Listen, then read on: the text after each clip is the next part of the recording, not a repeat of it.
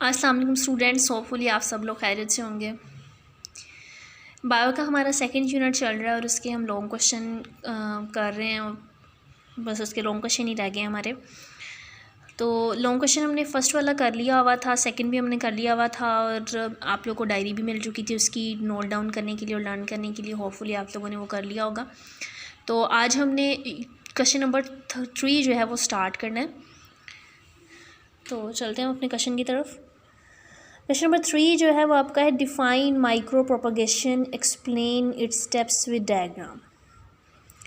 बेटा ये वाला आप लोगों ने last topic, second last topic जो है इस चैप्टर में हमने लिया था, लेक्चर जो लिया था उसका माइक्रो प्रोपगेशन का। तो ये वही वाला क्वेश्चन है, अगर आप लोगों को याद हो तो। माइक्रो प्रोपगेशन हम लोगों ने शॉर्ट क्वेश्चन में भी किया है। तो आप सबसे पहले इसकी माइक्रो प्रोपगेशन की डेफिनेशन लिखेंगे, फिर आप उसके स्टेप्स को डिटेल में लिखेंगे डायग्राम के साथ, फिर आप इसके मार्क्स जो आपको पूरे मिलेंगे इसके। तो सबसे पहले हम माइक्रो प्रोपगेशन की डेफिनेशन देख लेते हैं। Micro propagation means growing new plants from very small microscopic pieces.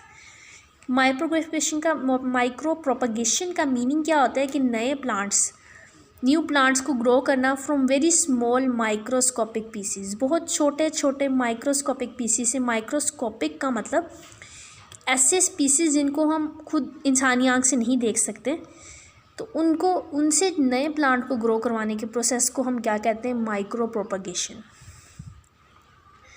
तो उसके बाद हम इसके स्टेप्स की तरफ आते हैं। तो स्टेप इसके आप लोगों को याद हो तो हमने 3 स्टेप्स का जिक्र किया था जब हमने इसका लेक्चर लिया था।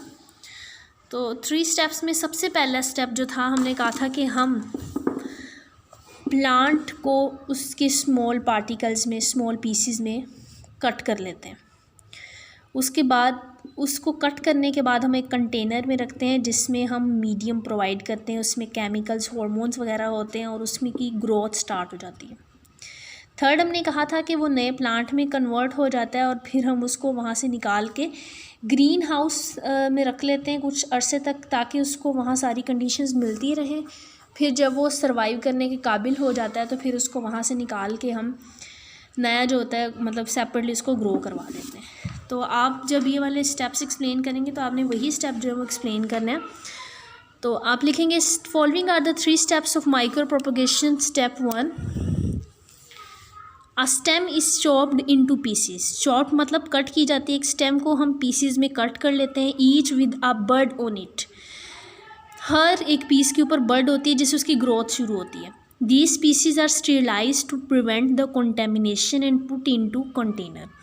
यानी दीज पीसीज को स्टेरिलाइज कर लिया जाता है, मतलब उनको केमिकल्स लगाकर साफ़ कर लिया जाता है ताकि उसमें कोई जर्म वगैरह ना रह जाए, कंटेमिनेशन से बचाने के लिए, ताकि उसमें कोई गंदगी यानी पोल्यूशन प्रोड्यूस ना हो जाए। And put into a container, और उसे एक किसी कंटेनर मतलब बॉक्स वगैरह में डाल दिया जाता है। ये फर्स्ट स्टेप में आता है। इसके साथ आपने डायग्राम बनानी है। ये डायग्राम्स आप बुक से भी बना सकते हैं।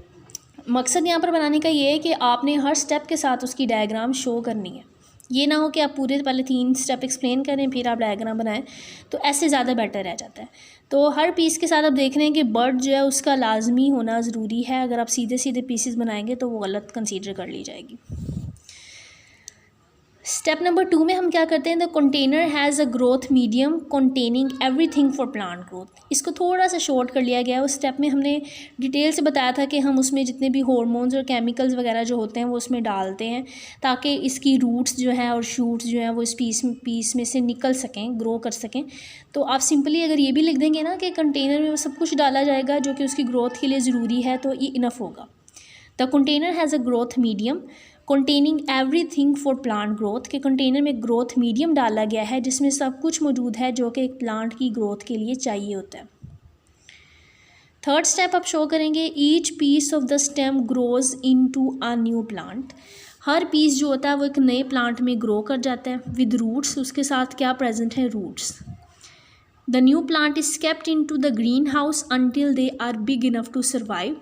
जो नया पौधा होता है उसको ग्रीन हाउस में रख लिया जाता है ताकि वो सर्वाइव, जब तक उसमें इतनी एबिलिटी नहीं आ जाती कि वो बाहर के इन्वायरमेंट में रह सके और वहाँ की हालात को फेस कर सके, तो तब तक उसको ग्रीन हाउस में रखा जाता है।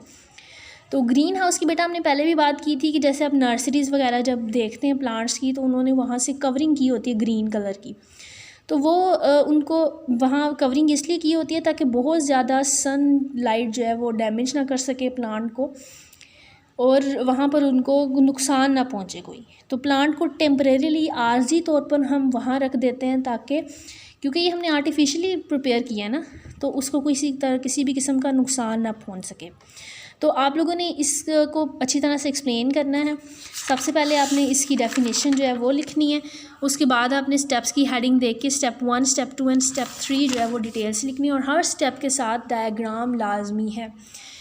क्वेश्चन में पूछी हो या क्वेश्चन में ना पूछी हो, आपने ज़रूर इसकी डायग्राम बनानी है, और डायग्राम आप लोग बुक से देख के अच्छी तरह से बना लीजिएगा, ज़्यादा क्लियर हो जाएगा। और ये था आपका आज का लॉन्ग क्वेश्चन। मैं एक बार फिर शो करवा देती हूँ। इसको आप लोगों ने अच्छी तरह से नोट कर लेना है अपनी नोटबुक पे, और आपकी डायरी भी यही जाएगी आज कि आपने इसको नोट भी करना है और लर्न भी करना है। तो होपफुली बेटा आप लोगों को समझ में आ गया होगा। तो आज की डायरी भी आप लोगों ने यही नोट करनी है, learn long question number 2 on notebook, write down the question number 2 on notebook and learn. ये आपकी डायरी थी आज की। ओके, अल्लाह हाफिज़।